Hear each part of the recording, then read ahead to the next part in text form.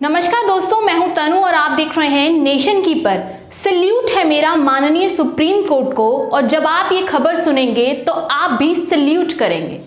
दोस्तों, मोदी सरकार की उल्टी गिनती शुरू हो गई है। लगातार सुप्रीम कोर्ट हर उस मामले को संज्ञान में ले रहा है जिस पर मोदी सरकार ने आज तक कोई कार्यवाही नहीं की, जिस पर लोगों को आज तक न्याय नहीं मिला। और माननीय सुप्रीम कोर्ट जो है वो लगातार मोदी सरकार को सवालों के कटघरे में खड़ा कर रहा है। 2024 से पहले जैसे सीजीआई चंद्रचूड़ नरेंद्र मोदी के लिए लगातार मुश्किलें बढ़ा रहे हैं, ठीक वैसे ही अब सुप्रीम कोर्ट के बाकी जजों ने भी मोदी सरकार से सवाल पूछना शुरू कर दिया है। अब सुप्रीम कोर्ट ने सबसे बड़े कांड की फाइल खोल दी है। आगे बताएंगे कि मामला है क्या। ये तस्वीर देखिए। आज से पहले भी आपने ये तस्वीर देखी होगी, सोशल मीडिया पर देखी होगी, न्यूज़ चैनल्स पर देखी होगी या अखबारों में देखी होगी। नहीं भी देखी तो कोई बात नहीं, वीडियो को अंत तक देखें ताकि आपको पता चल जाए कि ये कौन है और 2002 गोधरा कांड के बाद इनका जिक्र 2023 में क्यों हुआ। इनके बारे में जानना इसलिए भी जरूरी है क्योंकि इसका बीजेपी से डायरेक्ट लिंक है और प्रधानमंत्री गृह मंत्री से शायद इनडायरेक्ट लिंक भी। और सुप्रीम कोर्ट ने इस पर क्या कहा, इतने सालों बाद ये फाइल क्यों खुली, विस्तार से बताएंगे। दोस्तों, आप में से कुछ लोग शायद इसे भूल भी गए हों, पर मोदी और शाह इसे नहीं भूल सकते। गुजरात से दिल्ली तक के सफर में सबसे ज्यादा मुश्किलें, सबसे ज्यादा सवाल इसी मुद्दे पर उठे हैं। वो लिंक क्या है, कैसे है, ये आगे बताएंगे। दोस्तों, जिससे आप तस्वीर में देख रहे हैं वो कोई और नहीं बल्कि बिल्किस बानो है। वो बिल्किस बानो जिसके साथ सामूहिक बलात्कार हुआ था और बलात्कार के बाद लगभग 3 घंटे तक बिल्किस बानो बेहोश रही। और बलात्कार तब हुआ जब वो 21 साल की थी, ऊपर से 5 महीने की गर्भवती थी। और बिल्किस बानो की एक बेटी उस समय यानी 2002 में 3.5 साल की थी। 2002 का गोधरा कांड तो आपको याद होगा, जिसके बाद हिंसा भड़की और उस हिंसा में बिल्किस बानो ही नहीं, उनकी मां और जो अन्य 3 महिलाएं थीं उनके साथ सामूहिक दुष्कर्म किया गया। उन्हें बेरहमी से पीटा भी गया। जैसे तैसे अपनी जान बचाकर बिल्किस बानो छप्पड़वार अपने गांव तो पहुंच गई और उसके बाद बिल्किस बानो ने शिकायत भी दर्ज करा दी। तब चार्जशीट दायर की गई और चार्जशीट के मुताबिक उन पर तलवार और लाठियों से करीब 20 से 30 लोगों ने हमला किया था। हमलावरों में जो 11 आरोपी थे वो युवक थे। ये मामला आगे तब बढ़ा था जब बिल्किस बानो को जान से मारने की धमकी मिलने लगी। धमकी मिलने के बाद मुकदमे को गुजरात से बाहर महाराष्ट्र ले जाया गया। जनवरी 2008 में एक विशेष अदालत ने 11 आरोपियों को बिल्किस बानो बलात्कार मामले में दोषी ठहरा दिया। कोर्ट ने सभी 11 दोषियों को उम्र कैद की फिर सजा सुना दी। यानी कि 2002 के बाद 2008 में सीधा कार्रवाई हुई और यहाँ पर 6 साल लग गए कार्रवाई होने में। फिर 2019 में सुप्रीम कोर्ट ने गुजरात सरकार को बिल्किस बानो को 2 सप्ताह के भीतर मुआवजे के रूप में 50 लाख रुपए देने को कहा, जिसे लेने से बिल्किस बानो ने मना कर दिया। दोस्तों, अति तो तब हुई जब 15 अगस्त 2022 को बिल्किस बानो रेप केस में सजा काट रहे 11 दोषियों को गुजरात सरकार ने रिहा कर दिया। दरअसल दोस्तों, सुप्रीम कोर्ट ने गुजरात सरकार से फैसला लेने को कहा था, तो अगस्त 2022 में सरकार ने एक समिति का गठन कर सभी दोषियों को समय से पहले ही रिहा कर दिया और आदेश जारी कर दिए। रिहा करने की जो तारीख थी वो भी 15 अगस्त रख दी गई। जिस दिन भारत देश आजाद हुआ था उस दिन इन रेपिस्टों को जेल से रिहा कर दिया था। सिर्फ इतना ही नहीं, जेल से बाहर आने पर इन 11 दोषियों का, इन रेपिस्टों का, इन दरिंदों का भाजपा के ही कुछ नेताओं ने तिलक लगाकर माला पहनाकर स्वागत किया था। पक्ष ने इसका विरोध किया, जनता ने इसका विरोध किया। सवाल पूछा गया तो गुजरात सरकार ने कहा कि ये सभी लोग जेल में 14 साल से अधिक समय बिता चुके हैं और जो नियम 1992 के हैं उसमें उम्र कैद की सजा पाए गए कैदियों को 14 साल बाद रिहाई देने का नियम है। जबकि 2014 में लागू जो नए नियम लागू हुए हैं उसमें जो जघन्य अपराध है उसमें दोषियों को कोई छूट नहीं है। दोस्तों, सुप्रीम कोर्ट ने 2002 के दंगों में बड़ा सख्त रुख अख्तियार किया है। सुप्रीम कोर्ट के जस्टिस बीवी नागरत्ना ने सवाल उठाया है। सवाल ये उठाया है कि 11 दोषियों को क्यों रिहा किया गया।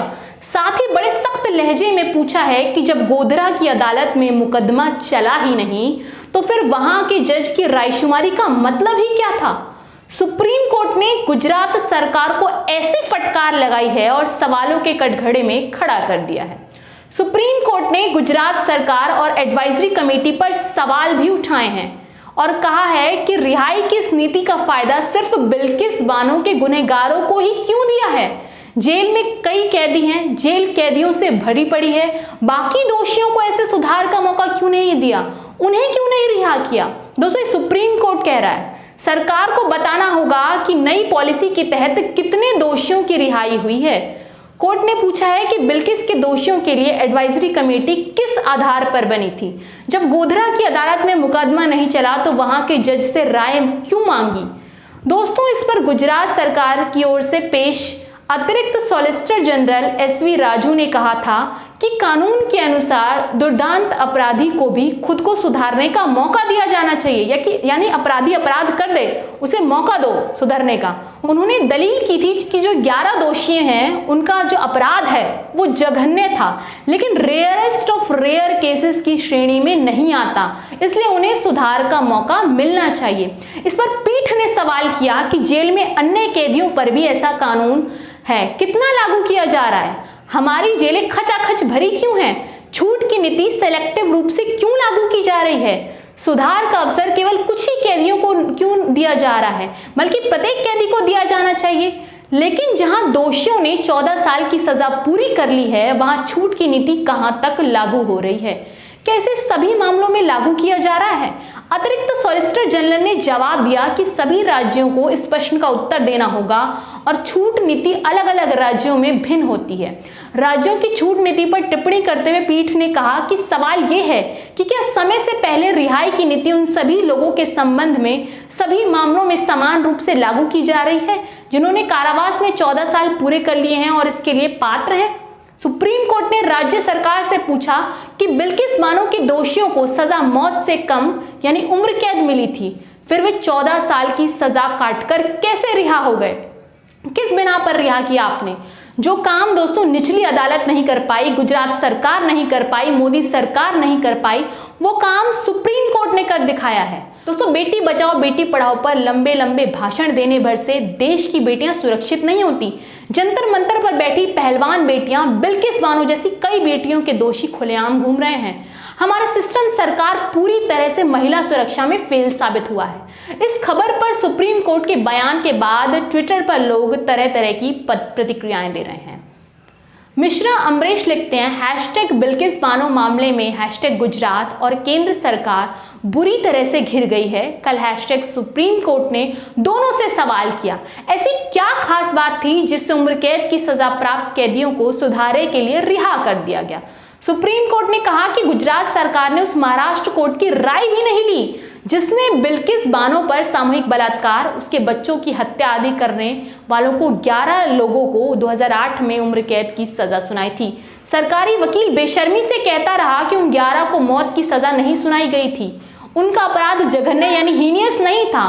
सुप्रीम कोर्ट नहीं मानी, उसने गुजरात सरकार द्वारा गठित जेल एडवाइजरी बोर्ड पर भी सवाल उठा दिए। दोस्तों, एक और ट्विटर यूजर रमनदीप सिंह मान लिखते हैं कि Bilkis Bano was 5 months pregnant when she was gang raped. Her 3-year-old daughter was among the 7 family members killed in hashtag Godhra Kand, Godhra riots. But the Gujarat government and the Modi government feel that this case is not the rarest of rare. Such heinous crimes occur every day. मतलब कि ऐसे heinous crimes रोज हो रहे हैं, shameful it is. यानी कि दोस्तों, जब बिल्किस बानो के साथ रेप हुआ तब वे 5 महीने की गर्भवती थी, उसके साथ उसके 3 साल की बेटी थी, उसके परिवार के 7 लोगों को मार दिया गया उसके सामने। लेकिन गुजरात सरकार और मोदी सरकार ये कह रही है कि ये रेयरेस्ट ऑफ रेयर केसेस नहीं है, शर्म आनी चाहिए। मोदी जी, जब बिल्किस बानो के साथ गैंगरेप कर उसे मार दिया जाता, क्या तब ये रेयरेस्ट ऑफ रेयर केस होता? दोस्तों, इस वीडियो में इतना ही। कमेंट सेक्शन में अपनी राय जरूर दें। अब इस मामले की अगली सुनवाई जो है अगस्त एंड तक होगी। सुप्रीम कोर्ट इस मामले को संज्ञान में ले चुका है और जल्द से जल्द इसमें कार्रवाई होगी।